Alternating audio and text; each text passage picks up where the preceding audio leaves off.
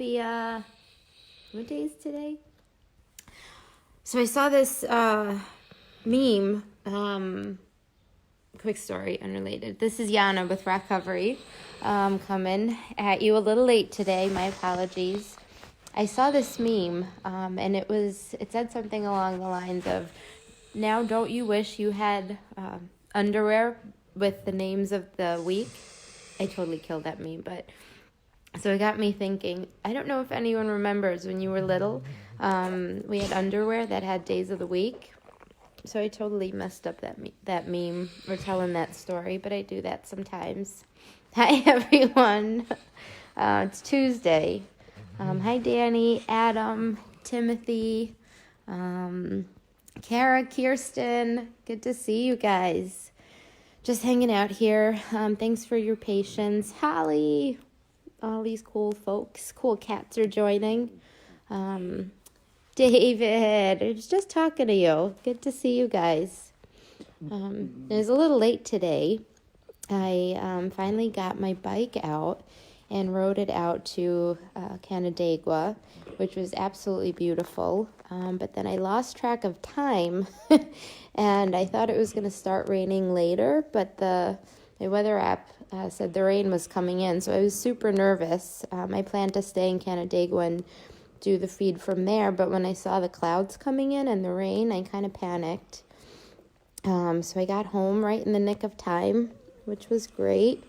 I just felt so free out there. Anytime, and whether it's a motorcycle or a bicycle, I think I shared my little story of the purple bike, my first bike in sobriety. It was just such a sense of freedom with the wind in your hair and just riding and being so free, and also like very hyper aware, hyper focused. I was focused on the road. I was making sure potholes are like death traps out there these days, but other cars, I wasn't thinking about anything else. And it's the same way on a bicycle. I'm not saying you need a motorcycle, but it was just such an incredible way to clear my mind in its entirety. And that really helped me today.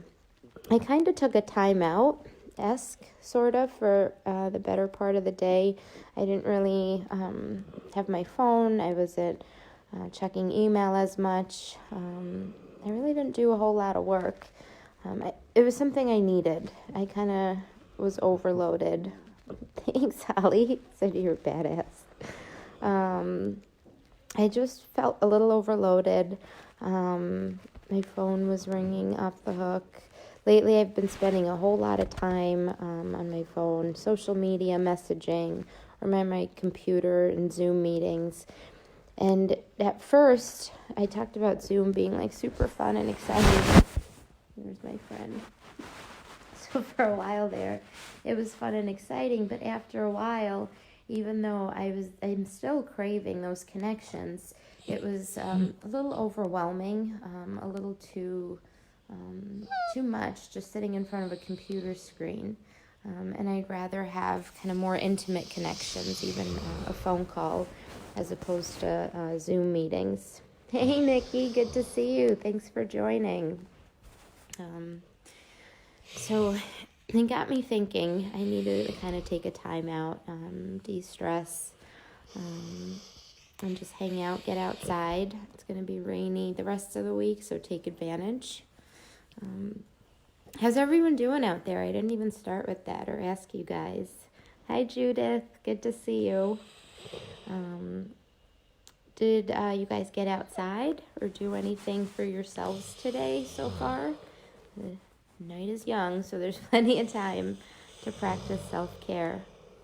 Maura, hey, good to see you. Feel free to jump in with some comments. Let me know how your day's going, what you did, if you got outside. Let me know what you're grateful for.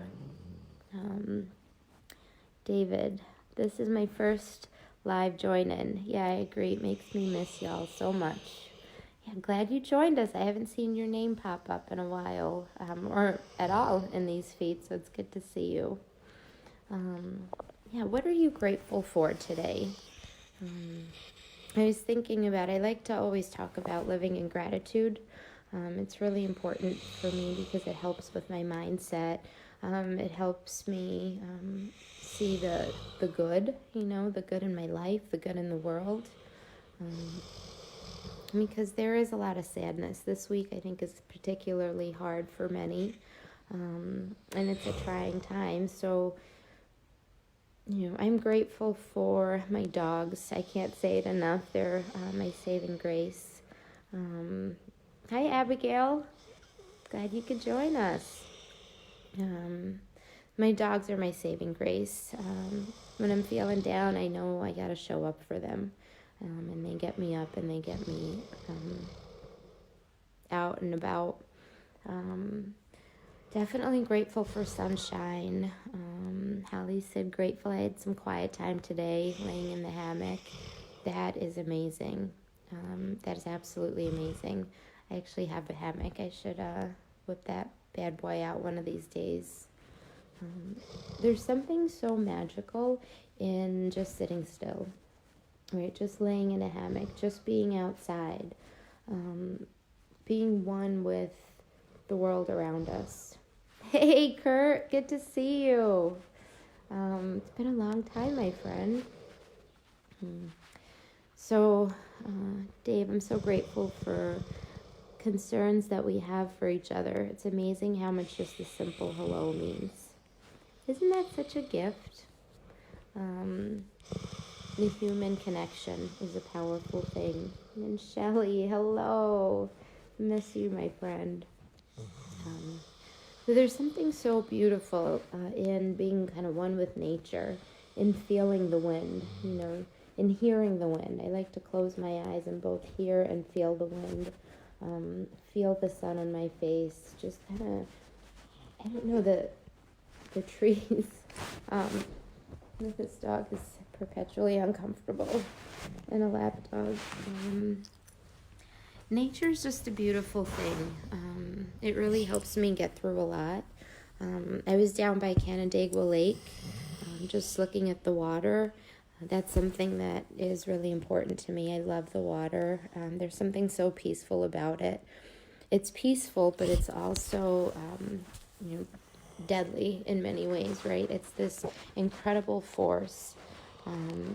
There's so much beauty, but there's also, it's so powerful. And I think about, if you ever go to like Lower Falls or Upper Falls by the waterfalls there, and just looking at the force and the magnitude of the waterfalls, those are all things that help me to feel super, super connected. I see Terry, Brian joined us. Hey, you guys. What a great crew tonight. I say that every night, but some of my most favorite people are here tonight, too. Maraid. Melissa, this is getting more and more exciting. Thanks for joining, you guys. Maura, if you would like to spread the word, the South Wedge Food Program is still open. We are there Monday, Wednesday, Friday, 9 to 12, doing deliveries. Great. We'll definitely share the word. Check that out. 12 Steps to Sober Leisure. I'm grateful I got to spend most of the day outside at work, helping to get people's mind off things for a while. That's amazing. I see the theme here, getting outside, getting into nature, connecting with others, helping others, right? I talk about that a lot, about kindness, just being kind. There's so much to it. It's not just this thought of, hey, be kind, be a good person, but the energy that shifts between two people when there's a good act or a nice, kind act, and the connection that develops from there. I see Nikki said, it's been a good day. Woke up feeling grateful that I have a safe home, all the things I need. Reflected on times I wanted so bad the life I have now. So easily, some days I forget how lucky I am. Isn't that such a gift?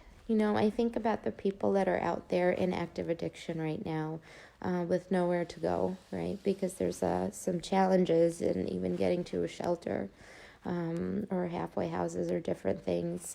There's challenges getting into treatment. I had the opportunity when I went to treatment that I was able to get into treatment, right? And that's no longer the case. It's not as simple. And don't get me wrong, you could still get help for sure. And if you need help, we'll definitely help you get connected. But during this pandemic, things are just getting pretty rough. So it's important to be there for one another, to connect with one another, to be united in all of this, to stand together against, in the fight against addiction. You see, Kara took a long walk with my big baby boxer. I love your boxer. His name is Mickey, you guys. Check out Kara's Facebook page. She's got the most beautiful boxer I've ever seen in my life. And Karen's joining. James. Hi, guys. David, for seeing a great outdoor exodus by all those involved in recovery ASAP. Absolutely. Oh gosh, the second we're able to get out, we are doing the biggest group hike we could think of. We're just going to go out into the woods and never stop. I miss that, getting out. I miss camping a lot. I know all the campgrounds are closed. The Adirondack State Park is closed. Those are places where I find peace. Lisa that does our Brains and Gains and writing group and Productive Monday. She and I were talking, and she said, what do you do for your own well-being? And I thought about it, and I thought that I get out into the woods. I go camping, and I like to go wilderness camping. So just bring my pack. I talk about my pack a lot. I have this attachment to my pack because it has everything I need. I bring my sleeping bag, my tent, my food, and I just get away. I think it's so important to just unplug, to go somewhere where there are no distractions, no phones, no computers, no work, no nonsense, right? We're bombarded all day with notification. There's the phantom phone syndrome, where even if you don't have your phone, you think you feel it vibrate, And again, it just serves as another distraction. It takes you away from being present, for showing up in life, for yourself, for others, so I think that's a good kind of thought for the day is, how do you unplug? There's self-care, but then there's also this idea of unplugging, true, wholesome self-care. And David said freedom, and I agree with that. I think the happiest I've probably been, I spent, it was three or 4 weeks on the Appalachian Trail. Sean, who's the other co-founder, Sean Smith, and I went. I joined him for some weeks on the trail, and there were no service in many places, and we just walked and hiked, and it was probably one of the best experiences of my life. I can't wait to get out on that trail. Maybe class of 2021, I hope. When this all frees up, I'll just be wandering the trail, maybe doing these feeds with you guys when I get service. One day, I'll do it one day. David, I like that you said freedom. I think that's really peculiar. Oh, Brody just hit the phone. Can you guys still hear me? I think it's good. Sorry, Brody tapped his paw on the screen and things went away. But hi, Andrea, Jackie. Glad you guys are joining us. So freedom is a word that's been coming up for me today quite a bit. So really peculiar that you brought it up. 12 Steps to Sober Leisure, my time in the AT, although short, was the best time in my life. There's such a pull, there's such a draw. Just walking trails, the AT, I did the Camino Trail, PCT. I could go on and on about that forever and ever.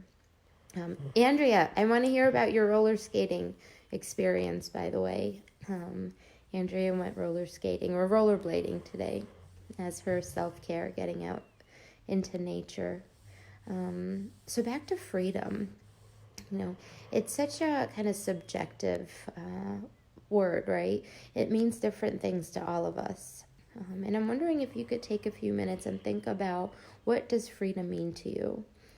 And it could be anything, right? It's an experience or a word or a situation that's unique to you. You know, there's freedom from addiction, right? And I'm very grateful that I get to live a sober life. And like Nikki said, sometimes I forget, how good I have it. And it's easy to forget where I came from, because this is my normal, right? This is my normal life. We've talked about that, where like every moment, like today is the new normal, right? Instead of waiting for our to go back to normal, whatever that normal was, it wasn't serving us for whatever reason, and now this is our new normal, and tomorrow will be our new normal. Just about freedom from attachments, even for me. Andrea, I'm still alive. That's really good. It's not convincing that you had a great time. I'm really glad you're still alive. Glad you got that helmet today. But this, freedom from detachment. I get attached to things sometimes, right? And it serves as a distraction for me. In active addiction, it was all about the outside, right? Looking a certain way, or perceptions, and sometimes it's easy when I'm going through it, I'll turn to maybe buying stuff or shopping, or just unhealthy patterns, old patterns of coping, of thinking. Adam, freedom for me is practicing non-attachment to anything. Absolutely. And that's where I talk about camping for me, going into the woods, my little pack. I'm attached to my pack because that's my whole life. It's my whole world. This little bag has everything I need to live, and I carry it on my back. And that is freedom. Because these attachments, it's like weeds, right? We talked about yesterday, I think it was. They just pull and pull and pull, and they pull away from yourself, from who you are, from your very essence, right? These outside things, just these things that don't carry depth, that don't carry weight. They have a way of harming us, really, right? So that's one way to freedom, right, is detachment. What are some of the other definitions for yourselves of freedom? Like, what does freedom mean to you? If you could share that with me, that would be great. Let's see. Yeah, I'm just thinking about freedom. I'm going to show you something real. Oh, she popped up. Hazel was perched up. I'm going to swing the phone around and show you her beautiful little face. Hi, Rachel. Good to see you. Holly wrote, free from pain and sadness. Yeah, that's a really beautiful thing. David, man, just to breathe and step back. Freedom from a lot of the materials I valued before that exactly don't carry weight. Yeah. Freedom from pain and sadness. That's a really powerful one, Holly. Because there's physical pain, there's emotional pain, right? There's psychological pain. And sadness. We talked the other day, or I mentioned the other day, I think I'm just repeating certain things I said, but it's just, they're, I don't know, part of who I am, I guess, but this idea that pain is necessary and suffering is optional, right? And I think sadness in some ways is like that. The initial sadness, that feeling of pain, right? It's necessary. We're human. We feel it.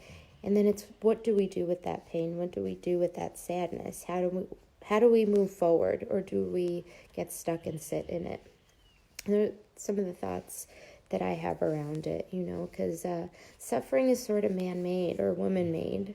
When we continue to sit, when we continue to sit in our kind of mess or the muck of it, that's human-made, because we have options, we have choices, we have the power to get out of it. We don't have to do it, The biggest piece about it is not being alone. And freedom, being able to give without expectations. Right. I love it. Getting back to being kind, right? Just being kind because we're kind, not because we expect something in return. I have a elderly neighbor. He's like mid-90s. And he's kind of grumpy. He's not a super big fan of me. He doesn't like dogs. So I didn't do anything to him. He just doesn't like dogs. He's kind of set in his ways. He has these bushes that separate our driveways, and he's just so particular about these bushes. So anytime I'm out there, when I first moved in, first thing he said is these are my bushes. Don't touch my bushes. There's no welcome. There was no anything. In fact, my friends were helping me move, and he harassed everyone about these damn bushes. But he's not the happiest of people, just day to day. And Kirsten, if you're still on, will remember this. Kirsten and I shoveled his driveway. I think it was last year, just because we were shoveling ours. Kirsten was living with me at the time. And we decided to shovel his driveway.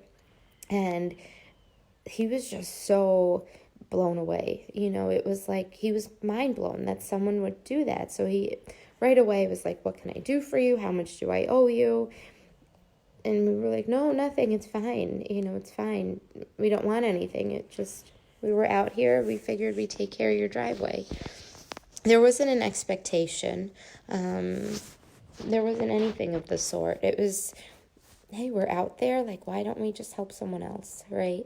And that's really a beautiful thing, because we went in maybe a little cranky, I can't remember, or just tired of shoveling, because both of our driveways are kind of long, but we just felt good about doing a good deed, right?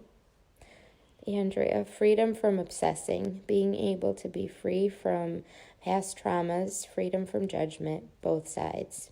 I love that. And I'm really, thank you for bringing up trauma.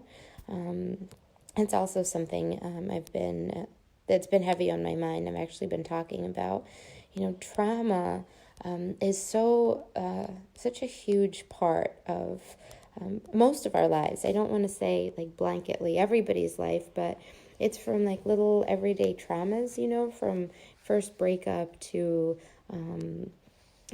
more severe traumas. But there are these little things that add up, and that contribute to the way we view life, the way we handle life, adjust to life. And it's really important, especially with addiction recovery, from what I've seen.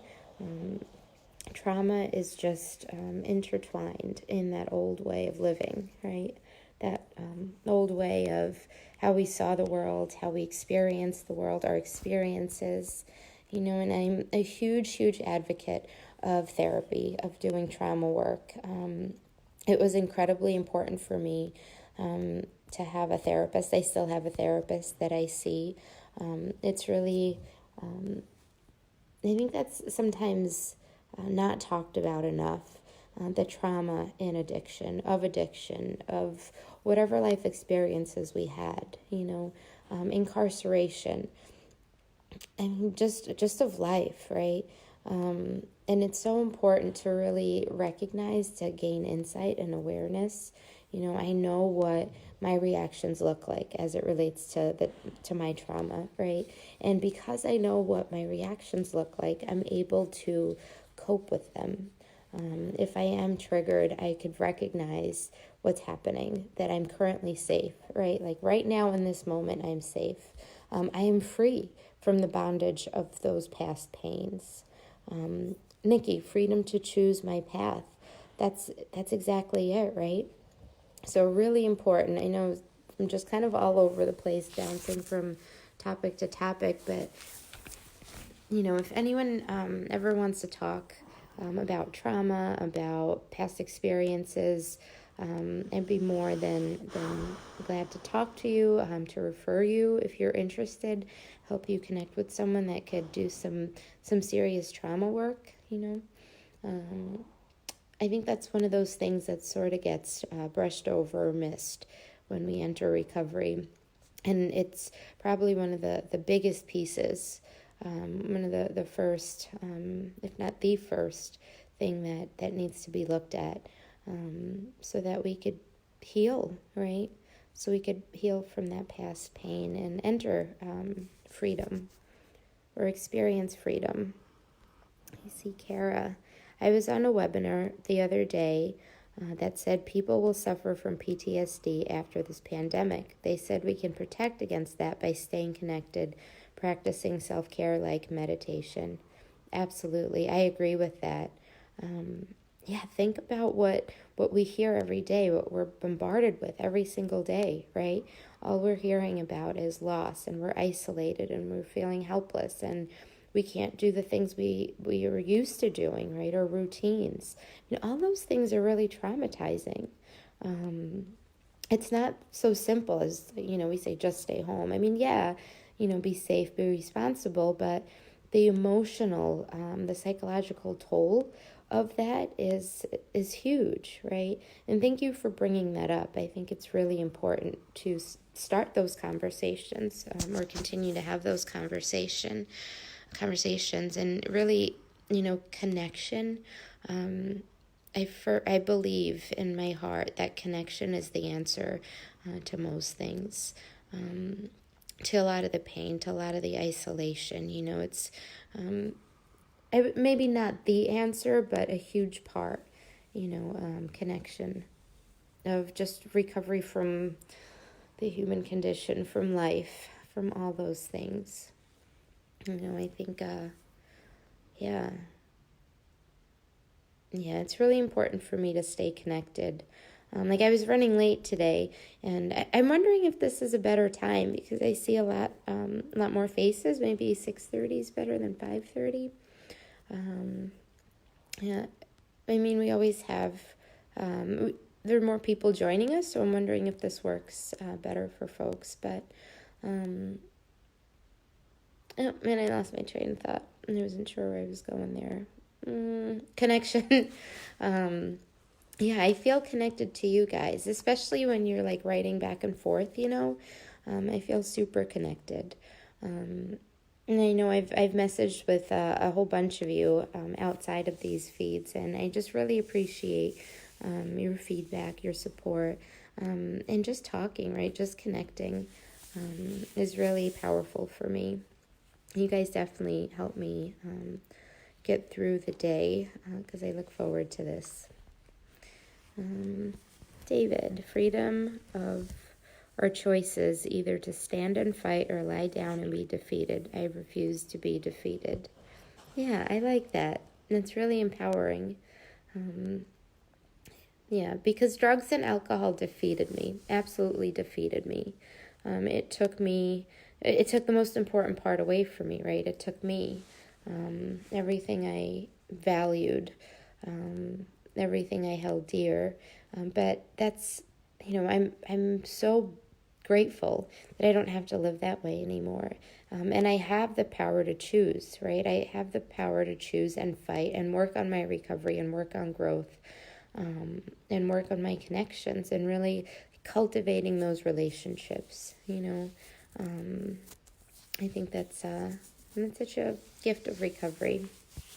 It's just a gift of, life, right? And the power to choose. So as you embark on the rest of your evening, I'm going to sound like a broken record, but I can't stress the importance of self-care, whatever that may look like for you. Think about what freedom means to you, and how do you get to freedom, and what steps can you take? What little things can you do each day to help you feel just a little bit more free, especially in a time when we don't have as many freedoms as we did. right? So kind of keep that in the back of your mind. Practice some self-care, some reflection of your day. David, we'll talk after. No crying, okay? I mean, you could cry. I didn't mean that, but we'll talk after. How about that? Yeah, thank you so much for joining. Be kind to yourself. Be good to yourself. And just be you. Be unapologetically you. I thought you were joking, but if someone didn't know us, they might not know that you were joking. All right, guys. Thanks so much for joining. Take good care. I'll see you tomorrow night. All right. Be well. Bye.